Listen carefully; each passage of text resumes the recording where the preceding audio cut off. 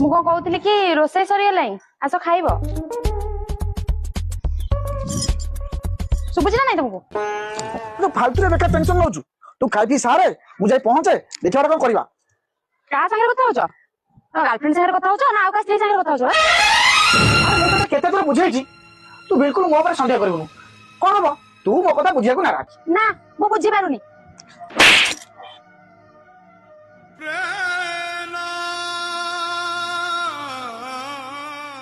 ମୋ ବୋଉ ମତେ ବୁଝେଇକି କହିଥିଲା ସ୍ୱାମୀ ଉପରେ କେତେବେଳେ ହାତ ଉଠେଇବୁନି।